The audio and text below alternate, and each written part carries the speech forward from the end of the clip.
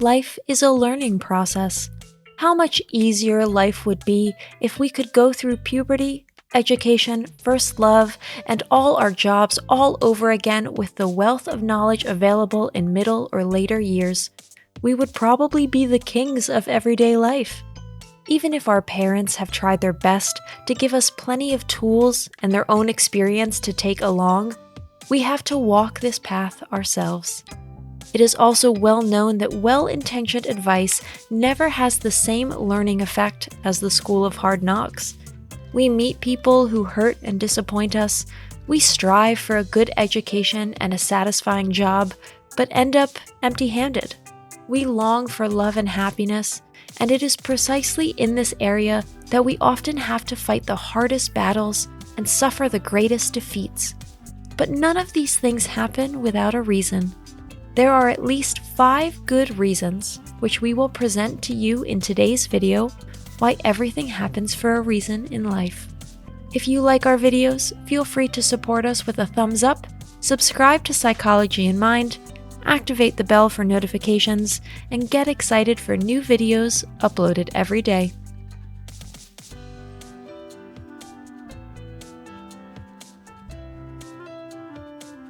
Number 1.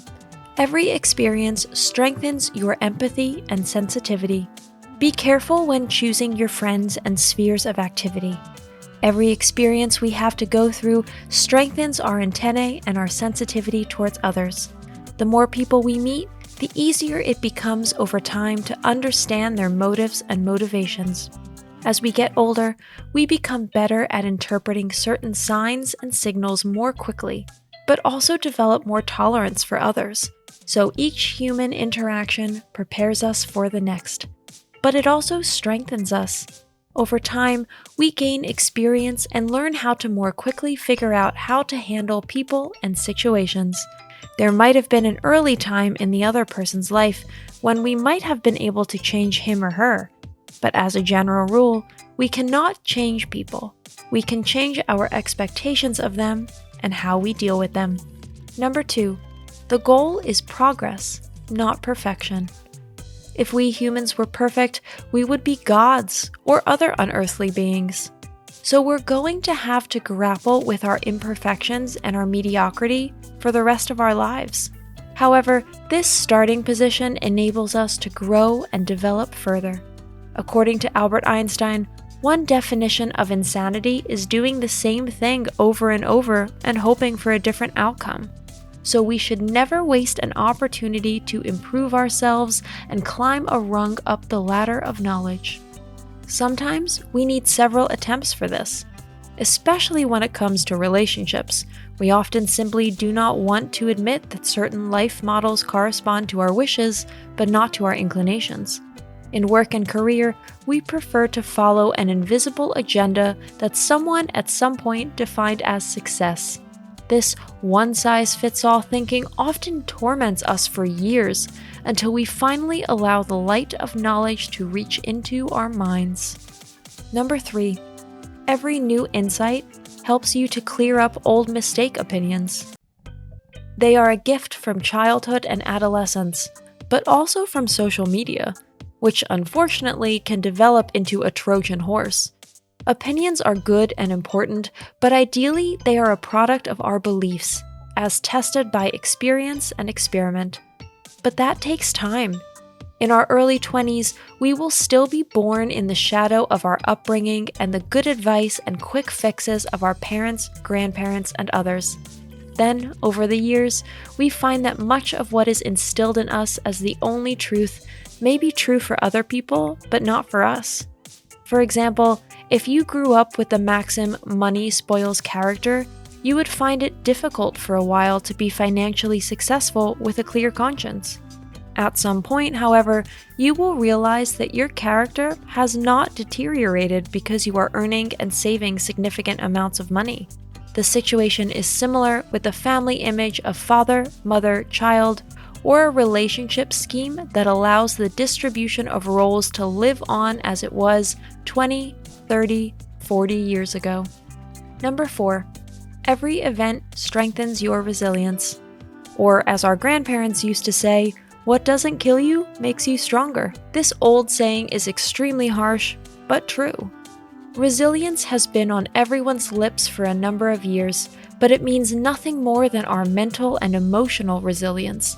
In the same way that successfully surviving a disease can strengthen your immune system, a similar relationship exists between living life and developing resilience.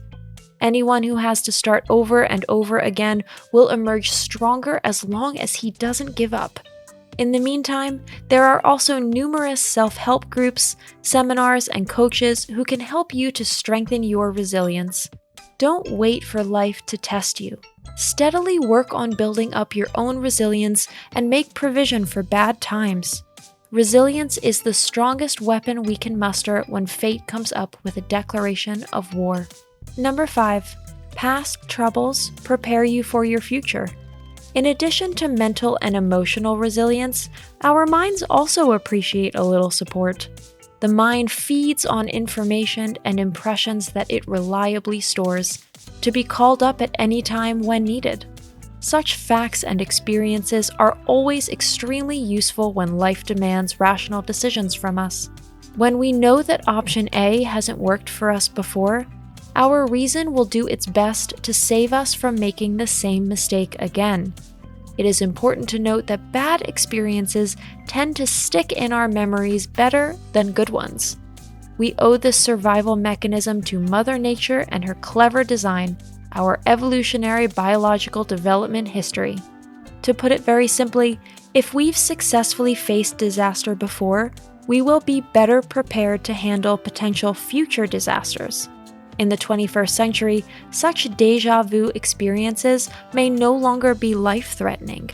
But perhaps you felt the touch of death while ice climbing at the North Pole, or a 40-hour week in an office with artificial lighting catapulted you into a straitjacket. Such are valuable experiences that life reveals to us in its generosity. Unfortunately, the principle, the harder the lesson, the better and more lasting the learning effect from it, also applies here. Today's conclusion: good and bad situations arise for good reasons. As long as the dramas and failures remain manageable, it is easy for us to suspect a higher plan in events. However, when tragic strokes of fate befall us, and you have to let loved ones go before their time, it is difficult for us to believe in any meaning behind it. Those who trust in a God who can muster the universe or other higher powers will certainly handle such troughs better than people who are devoid of any spiritual inclination. Those who aimlessly wander through life day by day as if on a scavenger hunt, without thought about eternity, will only grow weaker and more unhappy with each crisis. Anyone who somehow manages not to completely evade the idea that everything in our life has a purpose and, above all, a meaning, will emerge from crises strengthened and well-armed for the future. Unfortunately, there is no guide on how to learn to trust in a higher power. Faith begins exactly where our knowledge ends. That's it for today. Thanks for watching. Did you find this information helpful? Do you have experience with it? We would love to hear from you. Leave a comment below and let us know your thoughts. For more resources about mental health, self-improvement, and psychology, visit our website.